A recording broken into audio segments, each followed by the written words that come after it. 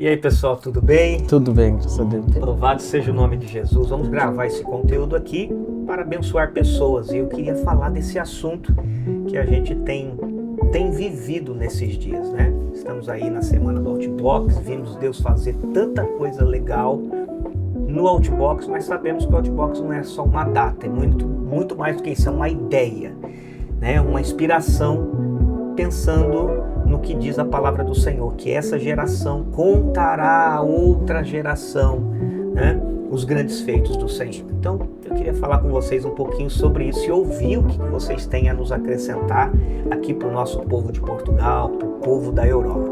Então, primeiramente aqui o pastor Richard, que é lá do Rio Grande do Sul, né? Sim, senhor, diretamente do Rio Grande do Sul. Qual que é a sua cidade lá mesmo? Lá é Cachoeirinha, onde eu moro e pastoreio. É ali na Grande Porto Alegre, na metrópole. E lidera quantos jovens lá hoje? Em média? É. Uns 500, 600 mais ou menos jovens. Ok. Isso no estado todo? Isso no estado todo dá uma média de 500, 600 jovens.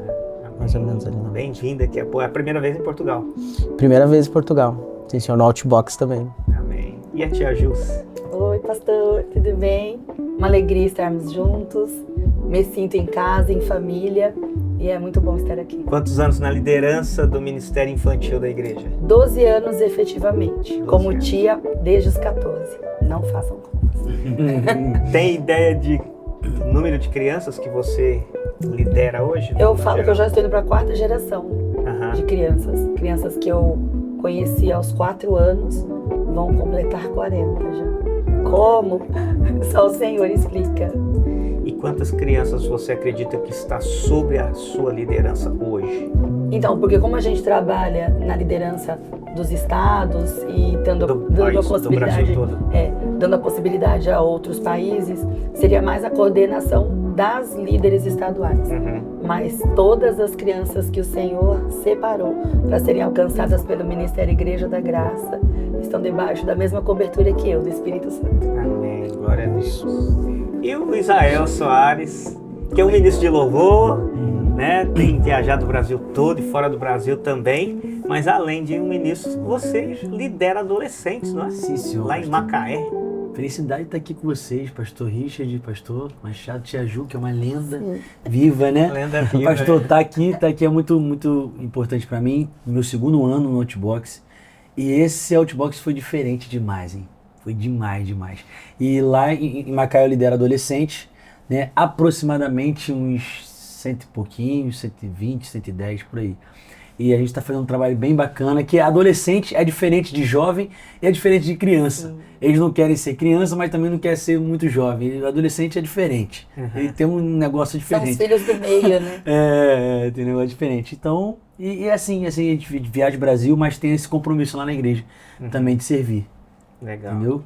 Então, já começando por você, eu vou falar com o Richard já, mas primeiro eu queria... Você falou que adolescente é diferente. É diferente. Qual que é a maior dificuldade hoje para um líder de adolescente ou para um pai que tem um adolescente? Qual que é a maior dificuldade hoje para você discipular e cuidar de um adolescente? Ó, eu aprendi muito com a Thay. Com a Thay lá também, lá dos adolescentes, dos teens, né? E aí ela falou um negócio pra mim que eu falei, caraca, é verdade. Ela falou, Jael, quer entender a dificuldade deles e como eles são? Anda no meio deles. E a linguagem é diferente. Eu tô aprendendo algumas palavras também, 6, 7, não sei o que lá. Eu tô aprendendo algumas coisas. Mas eu percebi que os pais têm uma visão e os adolescentes têm outra. Um exemplo. Meu pai sempre me fez de tudo para dar tudo para mim. E assim acontece. Os pais fazem de tudo para dar pro filho. Só que às vezes o adolescente ele não sabe o valor daquela coisa e acha que o pai e a mãe não ligam para eles. Fala, poxa, meu pai não liga pra mim, meu pai não me ama, porque eu quase não vejo meu pai em casa. Meu pai faz isso, meu pai não me ama, eles se sentem muito uma ovelha negra da família, uma ovelha perdida, eu sou, tem muito isso, entendeu? Tem muito complexo de inferioridade, a gente enfrenta muita ansiedade, muitas coisas, e a dificuldade hoje é tentar transmitir pros adolescentes que os pais fazem o melhor que pode. Fazem tudo pra eles. Eles não estão enxergando, enquanto eles estão dormindo, o pai e a mãe estão trabalhando. E a mãe que está em casa, Eu sei o que é o preço de limpar a casa, que é difícil demais, demais. Quando a minha esposa trabalha fora, eu fico em casa. Irmão, é difícil demais, irmão. Trabalho que não Fico acaba, doido né? pra viajar, pra trabalhar. Então é difícil demais. Então o trabalho é muito árduo. E aí eles não conseguem enxergar esse valor. Entendeu? Então eu acho que a dificuldade é isso. O mundo mudou muito, tá mexendo muito com a cabeça de ele, ela, ou eles, elos. E tem até palavras que eles inventam. Então a gente tem que tirar essa cultura do mundo, cultura passada também, e plantar uma cultura do reino. Entendeu? Você é filho e filha amada do Senhor.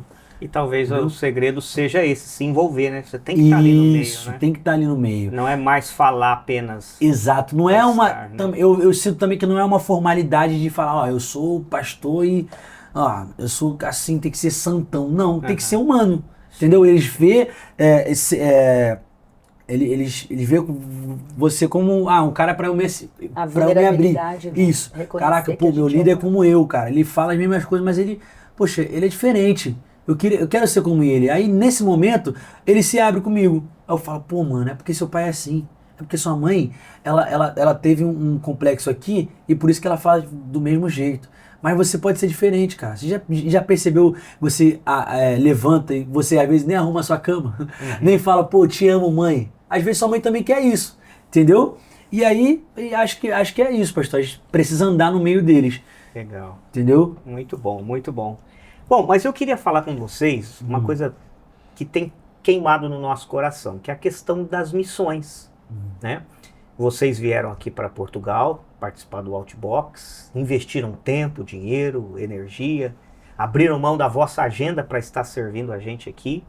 E eu queria falar um pouquinho sobre essa questão de missões. E queria, começando aqui pela Tia Ju, talvez, o que você viu em Portugal, que no caso aqui representando a Europa, né? Porque nós tivemos com jovens e pessoas também da Espanha, da Polônia, né? Sim. Existem muitas pessoas, muitos estrangeiros em Portugal, que a gente teve contato com eles lá no Outbox. O que você viu aqui e o que você poderia nos acrescentar? Tipo assim, olha, eu vi isso, eu acho que isso é importante aqui, eu acho que esse é o caminho. Qual a sua visão depois de estar aqui, de estar lá na praia, de ter contato lá com mais de 80 crianças, com pais portugueses, brasileiros, africanos que lá estiveram, hoje no culto? O que você viu? O que você tem a nos... Pastor, a gente percebe que a sede pela presença de Deus é a mesma em qualquer lugar. Hoje a gente vê a desconstrução até das culturas, né? Se fala de uma cultura fria na Europa. E de verdade, não foi o que eu vi. Quando o Espírito Santo ele age como esse imã para o reino dos céus, eu creio que tanto os pequenininhos quanto os maiorzinhos, não importa a nacionalidade, né? O que a gente vê é esse agir para que se consolide o que Jesus Cristo fez, que é esse amor genuíno. E quando a gente traz isso de forma simples e inclusiva, que foi o que aconteceu ontem na praia. Então, nós não tínhamos uma igreja com placa, né? Foi algo que a gente conversou também bastante. E então eu vejo a mesma sede. E nós carregamos a mesma essência. Jesus, a fonte da água viva. Quando a gente entende quem a gente é, eu vejo ele falar dos adolescentes, né? Mas é tempo da gente reafirmar a identidade das nossas crianças. Uma criança firmada em Jesus, nada tira ela do caminho. Sim. Por isso, educa o menino no caminho. É preciso estar no caminho para educar no caminho. E uma vez, um adulto como referência, cheio do Espírito Santo, esse adolescente não vai precisar, essa criança, esse jovem, não vai precisar procurar em outra fonte. E ele bebendo dessa água que é Jesus, ele nunca mais terá sede e vai transbordar, é João 4, né? João capítulo 4. E vai transbordar nele desta água para dar de beber a todas as nações. Eu creio nessa visão e nós temos visitado, para a glória de Deus, alguns países, a importância do respeito à cultura local. Eu não preciso agredir por conhecer o que a Bíblia diz, mas eu preciso representar Jesus e encontrar com discernimento qual é a forma de saciar a sede que eles têm da palavra de Deus, da presença de Deus. Vai ser num toque, vai ser num abraço, vai ser numa escuta ativa, algo que tem sido realmente mudado e transformado em nós, é que nós não somos os detentores do saber, nós somos aqueles que precisam aprender a ouvir mais. Então, quando a criança ela é ouvida, quando o adolescente ele é ouvido, a identidade dele é reafirmada e a gente passa a orientar a partir do que ele quer receber, do que ele apresenta como real necessidade. Quando a gente vai de outra forma, né, de forma impositiva, parece que nós somos os donos da razão. Verdade. E eu acredito que isso tem funcionado também com pessoas de outras culturas. Então, eu não preciso estabelecer a minha cultura, a minha visão, mas a partir do ouvido, dessa escuta ativa, aí a gente parte então para com a sede que a gente também precisa na nossa comunhão, porque as crianças sabem se a gente é de verdade ou não. Sim. Os adolescentes sabem se a gente é de verdade ou não. Enquanto Israel falava, a importância de ser vulnerável de forma visível. Então eu não preciso me envergonhar por passar uma dificuldade, por reconhecer que estou lutando pela salvação da minha família, por saber que sou mãe, né, de três gerações diferentes, mas que continuo, né, com o trabalho de casa, lavando, passando, cozinhando, em que alguns momentos a minha ausência, presença na internet por propósito de Deus, mas ausência, se necessário, também para que outro propósito maior se cumpra. Quando a gente se apresenta de verdade, aí é Jesus se apresentando, né? Caminho, verdade e vida. Uau! O interessante, né? Esses dias eu estava vendo uma entrevista de uma pessoa que foi entrevistar um outro, perguntando assim, a pergunta era assim: como fazer para motivar pessoas desmotivadas? Aí ele entrou e respondeu assim: não existe pessoas desmotivadas. Todo mundo é motivado. Ele pode não ser motivado da maneira certa, pela coisa que você espera, mas ele tem alguma motivação. Por exemplo, tem gente que é motivado em guardar dinheiro, o outro é motivado em gastar dinheiro. Ambos estão motivados. Um é motivado em guardar, o outro é motivado. Então não existe gente desmotivada. O que existe é pessoas que não estão motivadas por aquilo. O ponto de vista, né? Então todo mundo tem sede, né? Sim. De Deus, há uma sede, Sim. há uma sede universal de Deus no coração do ser humano. Que só o Espírito Santo, né? E aí a gente precisa ter o alinhamento com o Espírito Santo, né? E afinado a ele para entender como que a gente sacia a sede dessas pessoas. Se você tivesse que dar uma palavra, tia Jússi, para jovens aqui de Portugal que já são cristãos, que já servem na igreja, e que olham, às vezes, para o cenário europeu, onde é um cenário onde a igreja não está como nós vemos no Brasil ou em outras realidades, o que você diria para eles, pelo que você viu? Salmo 37:5 é a maior ânsia do jovem, do adolescente e de algumas crianças que conseguem absorver a realidade de suas famílias. Entrega o teu caminho ao Senhor, confia nele e o mais ele fará. Quando a gente entrega as mesmas palavras, os mesmos versículos da nossa adolescência, versículos que foram primordiais para firmar as nossas estacas em Jesus, que são os versículos que nos fazem vencer a ansiedade todos os dias, vencer a inquietação de alma todos os dias, estar seguro, né, que ainda que o meu pai tenha falhado comigo, ainda que o meu pai, ainda que o meu sobrenome traga uma história ruim, mas quando eu entrego o meu caminho ao Senhor e confio, coloco nele essa confiança, Deus já está no meu futuro. Então eu não preciso, né, não é necessário que a minha imaturidade me faça viver em perturbações mentais, físicas, emocionais. Eu posso confiar que que aquele que criou, até falava ontem, que nós tínhamos de presente o mar ao fundo. Então, será que quem criou o mar não poderia cuidar de mim? Né? Então, se a gente parar e observar tudo que Deus faz, e eu digo, pastor, é muito simples, porque a palavra de Deus não muda.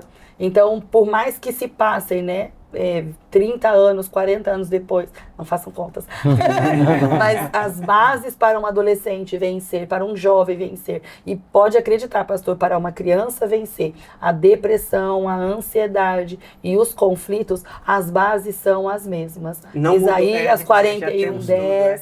Salmo 37:5, João, né? João, que diz buscar primeiro o reino de Deus, Mateus 6:33, buscar em primeiro lugar o reino de Deus e a sua justiça. A gente vai estudar, né, pastor, para entregar direitinho. A gente também não tá vendo? Até nós que aprendemos e que caminhamos, não saber os versículos de cor também não é um problema, né? Quando eu digo sobre a gente apresentar para eles as nossas vulnerabilidades, é sobre ficar tranquilo se não for 100% correto. Outra coisa que eu tenho dito bastante é que a ciência avança e os estudos também crescem, mas a gente não pode mudar a régua dessa medida. Então a gente não pode criar uma régua tão excelente que nenhum ser humano seja capaz de alcançar. Porque isso também está gerando muita ansiedade, muita inquietação de alma.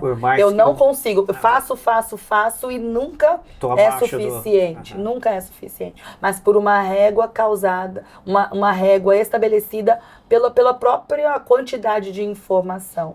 Né? Então eu digo que as bases são as mesmas. O que a gente precisa fazer é respeitar a maturidade deles. Então, se é pequeno, é uma base, se é adolescente, é outra base, se é jovem, outra base, mas as bases são as mesmas, pautadas sempre na palavra de Deus. E o que você vai levar daqui para os de lá, nesses dias aqui, com aquilo que você viu, com aquilo que você experimentou? Sim. O que você vai falar para os seus lá quando chegarem? Que estão na expectativa. O que você viu? Que a gente precisa viver Jesus. Mais do que falar Jesus. Mais do que impor, né, uma religiosidade. Mas a gente precisa viver Jesus. Porque foi isso que fez diferença na praia.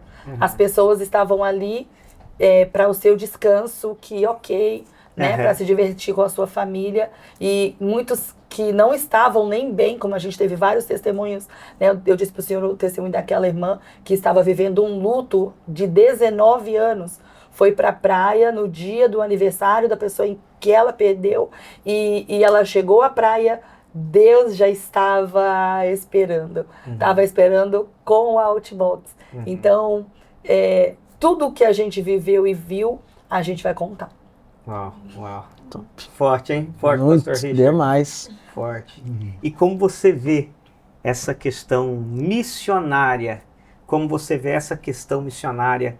Você está lá no Rio Grande do Sul e chega aqui e vê essa necessidade. O que você vai dizer para os seus jovens quando você levar essa experiência daqui?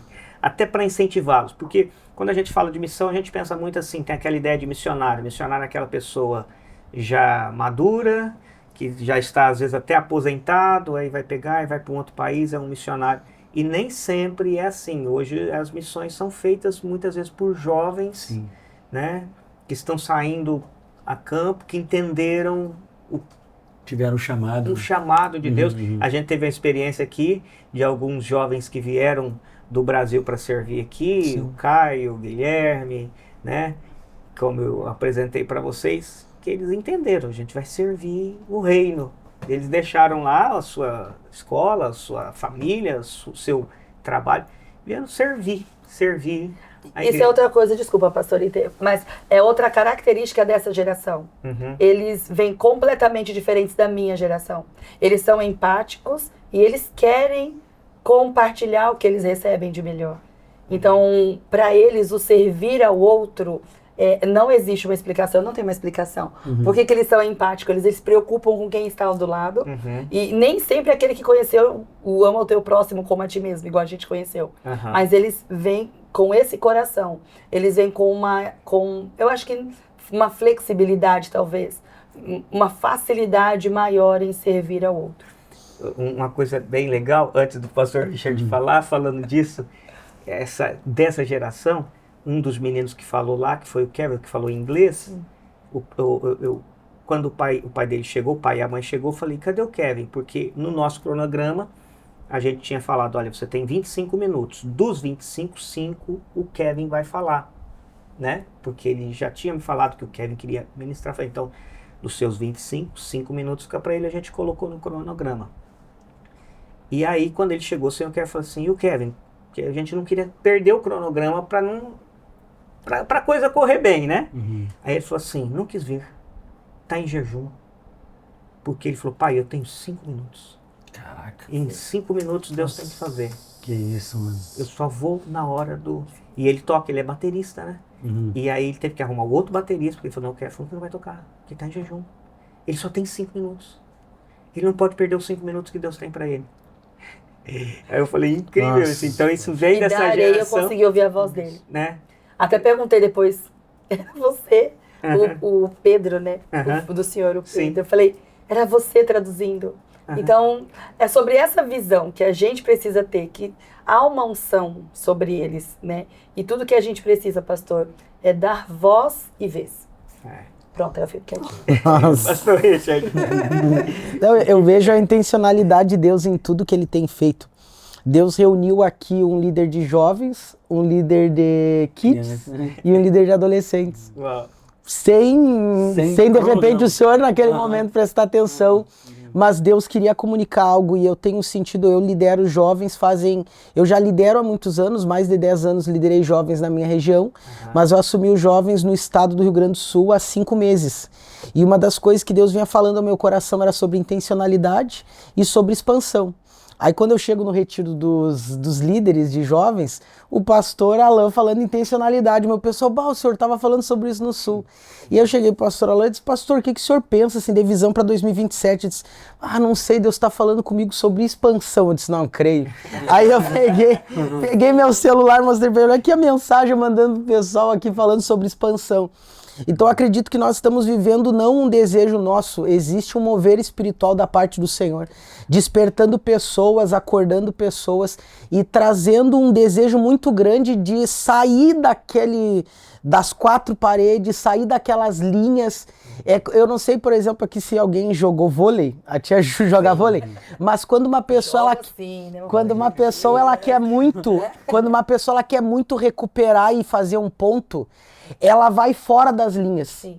A bola vai e ela corre, ela sai das linhas para poder salvar aquela bola e poder fazer o ponto. E eu enxergo que Deus está chamando pessoas que vão sair das 4 linhas. E elas, pelo desejo muito grande do Espírito Santo plantado no coração delas. Eu tô aqui saindo das 4 linhas. Eu tenho 3 filhos pequenos, eu tenho uma esposa, um filho com 4 meses de idade. Hoje a minha esposa na nossa igreja está fazendo culto. Lá na nossa igreja, a minha cunhada, a irmã dela, tá ficando com o bebê no escritório para ela pregar e abençoar o povo lá. Mas o que me traz aqui? Um mover espiritual da parte do Senhor, assim como traz Israel. Então o que a gente tem enxergado no Outbox, que a gente tem enxergado em Portugal, é que existe um campo preparado e o Senhor está chamando ceifeiros. O Senhor está colocando pessoas que têm toda a capacidade, por mais que hoje a gente tenha enxergado pessoas já capacitadas, não enxergando capacidade. A tia Ju é alguém que 2 e 3 ela fala para alguém e eu vejo ela dizendo, né? A capacidade já está em ti. Tu já tem, eu sou do interior do Rio Grande do Sul, nasci lá, então tu já tem a foice na mão, tu já tem a colheita. Agora, o que Neemias ele tinha e o que Isaías tinha, o Senhor está procurando? Os dois disseram, Senhor, envia-me a mim. O Neemias falou para o rei, envia-me a mim. E o Senhor está procurando pessoas que, como por exemplo o Senhor, como o pessoal, a galera aqui de Portugal, como aqui nós estamos nos disponibilizando, o que eu levo para o Rio Grande do Sul, é isso, é o desejo de dizer assim, vamos sair das 4 linhas. É tempo do Senhor, naquele momento, liberar algo extraordinário para aqueles que não conhecem. E é incrível quando você dá liberdade para as pessoas fazerem. Eu falo isso, é claro que falo de uma maneira que não é totalmente real, porque eu trabalho muito, mas eu falo para eles que eu sou o que menos trabalha no Outbox e tal. Porque eu jogo a ideia e falo, façam. E eles começam a fazer, e eu uso essa frase. É melhor você segurar os loucos do que empurrar o tolo. Lá tem essa não é nessa versão, mas É diferente a versão. De vez em quando eu falo isso aqui. Não. Porque você fala e depois você tem que correr atrás. Calma, não é tão rápido assim. Sobre isso. Mas eles vão e fazem. E a equipe consegue fazer coisas extraordinárias. Mas é melhor do que você ficar empurrando, não, vai, faz. Vai, faz, aí não tá querendo. Então você fala, vai, faz. E a gente viu ontem.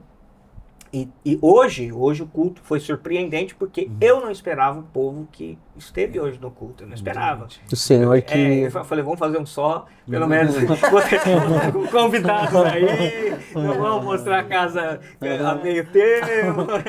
Não, mas acho que tem a ver com o que a tia Ju falou, que é a sede, né? É a sede, as pessoas estão com sede também. Sim. Eu vejo, ano passado... Eu vim e a gente teve uma experiência que foi surreal, já mudou muita coisa em mim. A minha visão também mudou, porque quando eu pisei aqui eu falei, mano, eu tô na Europa, mano. Mano, a Europa o mundo é muito grande, pô. Então tem muitas pessoas que precisam de Jesus.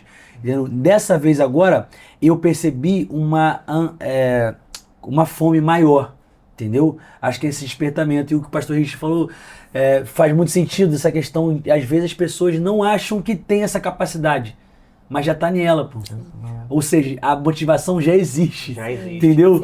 Falta ser ativada, talvez, essa motivação, entendeu? E com todas as diferenças. Sim. Porque a gente não precisa reproduzir quem é o outro. É. Quando a gente sabe quem a gente é, até falávamos isso, né, em conversa, a nossa impressão digital é única, o timbre da nossa voz é único. E isso a gente trata com as crianças, na verdade a gente trata com as tias, para que elas, tias monitoras voluntárias, dependendo, né, do lugar, lá é monitoras. Sim, lá é voluntárias. Que elas entendam quem elas são, para que a gente reproduza e imprima no coração das crianças quem elas são em Deus. E se isso acontece, eu posso falar da minha praia, né, que são os pequenininhos, mas uma vez uma criança gerada, vai ser um adolescente que vai ter as mesmas dificuldades, mas vai passar de uma forma mais saudável, né? E ele sendo jovem, eu digo até que o abrir da gaiola, sabe, pastor, para os passarinhos do Senhor voarem livres para realizarem o que Deus estabeleceu. E eu acredito que nesse tempo o Senhor está mesmo despertando todos que são capazes de superar, de vencer até as regras que são colocadas de formas mais rígidas, né? Porque a gente tem isso, igual a gente falava sobre formalidades. Não que a gente vá despender para uma libertinagem, não. Mas dar ao Espírito Santo a liberdade que ele precisa. Foi o que aconteceu no culto hoje. Não, mas a gente enxergou de uma forma muito clara na nossa equipe.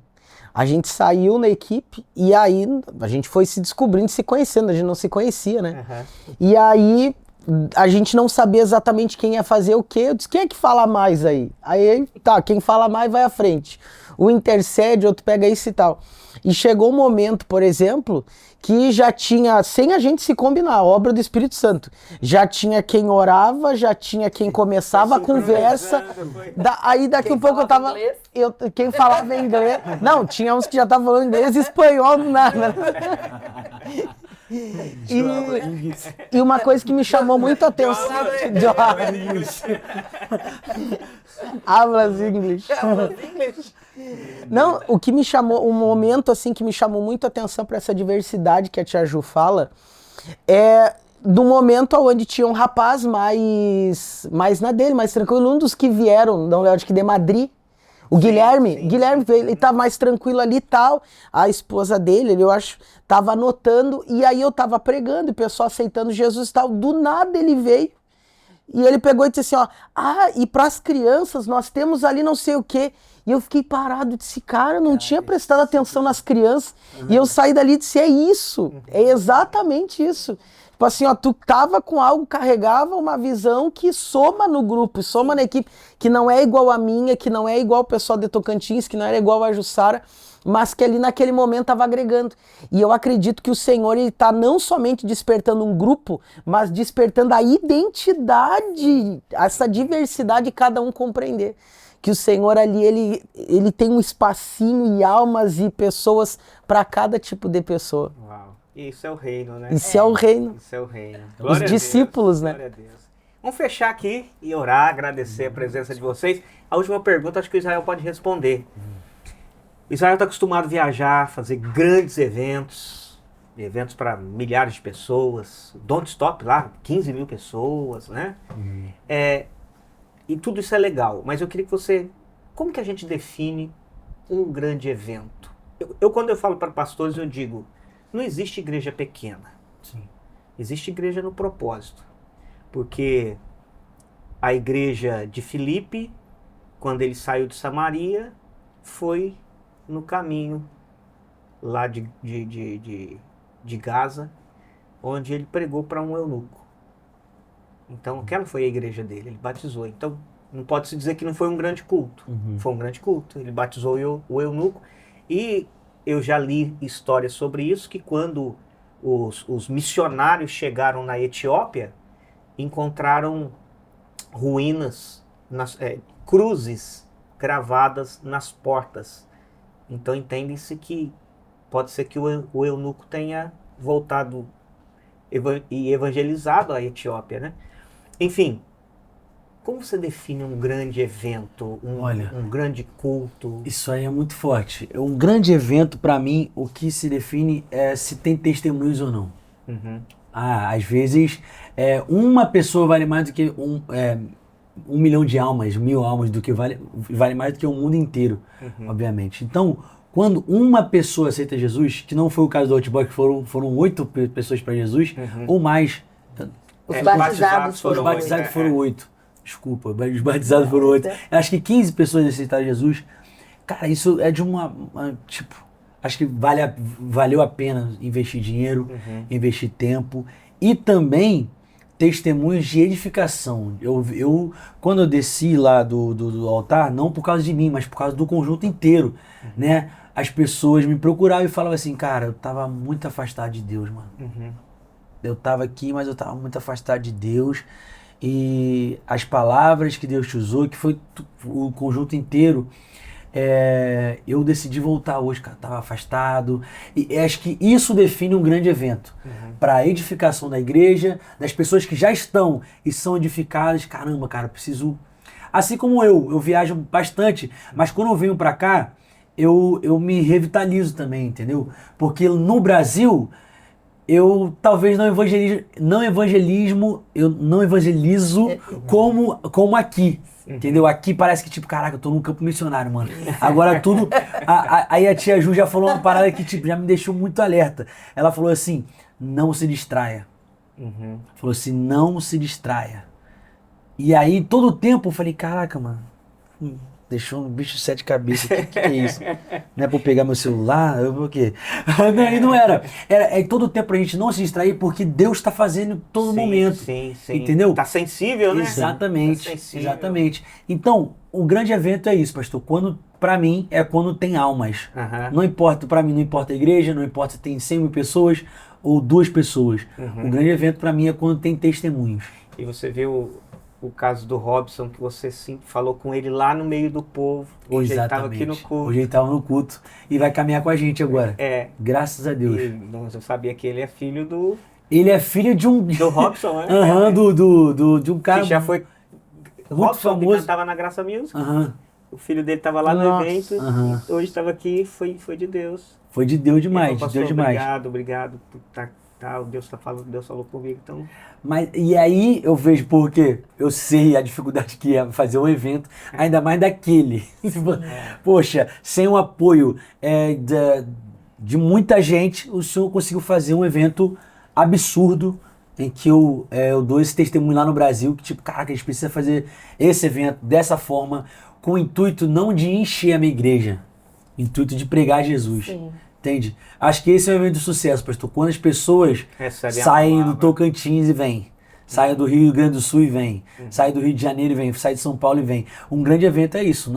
Poderia ter 1 milhão de pessoas. Beleza, seria uma grande festa. Mas se não tivesse testemunho, não seria um grande evento. E algo já de colheita pelo tempo que o Senhor planta nas suas ovelhas locais. Um evento assim unifica a igreja local. Então, quando unifica, igual eu falei um pouquinho hoje sobre o azeite que é derramado, ali o Senhor ordena bênção e vida para sempre. Então, todos recebem. Quem serve, recebe a capacidade de se unir ao outro, porque o Kevin se consagrava, mas o lugar dele não ficou vago. Então, o Senhor Espírito Santo usou alguém com o talento para estar no lugar dele. Sim. 5 minutos, a seriedade, né, do que 5 minutos fizeram com o ladrão na cruz. É um exemplo que a gente pode ter de graça e misericórdia. A gente não tem dimensão. Eu até acho, eu acredito, pastor, que tudo que aconteceu ali no Outbox, até nós falamos sobre isso, eu acredito, né? Muito além do que os nossos olhos podem contemplar. Porque quantos minutos foram necessários para salvar-se aquele ladrão ao lado de Jesus? Então, ali, quantas pessoas deviam estar ali pensando em dar cabo da própria vida, abandonar a família, alguém que tinha desistido, né, de viver, de ter realmente, né, a felicidade que é garantida na presença de Deus? Quantos que se desviaram por criar essa régua de excelência e não conseguiram, e tiveram um encontro real por causa da presença de Deus que estava presente ali, mas num propósito de unificação dos corações. Amém. Que papo bom, né? Nossa. Se pudesse, a gente continuava conversando aqui. Vamos orar, agradecer ao Senhor. Pai, muito obrigado por essa equipe maravilhosa que esteve conosco do Brasil, servindo no Outbox. E nesse podcast, muitas pessoas vão ver, mesmo muito tempo depois, e que sejam inspiradas, tocadas, e que o Senhor continue enviando missionários. O Senhor nos ensinou a orar pedindo ao Pai, ao dono da seara, que mande ceifeiros, porque grande é a seara. Senhor, manda ceifeiros para a Europa, porque os campos estão brancos para a colheita. E como nós ouvimos hoje, meu Deus, a terra não está cheia de pecado, a terra não está cheia de maldade, a terra não está cheia de prostituição, a terra está cheia da glória do Senhor. Aleluia. Assim como as águas cobrem o mar, toda ela se encherá da glória e do conhecimento de Deus. Que o Senhor nos use e nos abençoe. Nós somos gratos ao Senhor, em nome de Jesus. Amém. Amém. Deus abençoe e obrigado por estar aí com a gente. Gratidão, pastor. Sabe que isso daqui, esse tempo aqui é um momento precioso. Como o senhor disse, quantas outras vidas vão ser alcançadas. Eu essa noite fui dormir, era 4 e pouco, até a roupa eu lavei nessa madrugada. E como a tia Ju falou, o Israel falou, a gente tá atento. Eu 4 e pouco ali cansado, depois de lavar a roupa, me organizar tudo para outro dia, que ex-militar, não adianta, né? Me programo. E aí eu fui dobrar meus joelhos sem pressa, falar com Deus, porque eu disse, Deus, amanhã o que o Senhor quiser ministrar, o que o Senhor quiser usar, a gente vai estar de disposição na direção do Senhor. Então, e vejo isso tudo fruto do ministério do Senhor, abençoando o nosso ministério ali. E glória a Deus por isso, em nome de Jesus. Glória a Deus. Amém. Deus abençoe vocês, em nome de Jesus. Amém.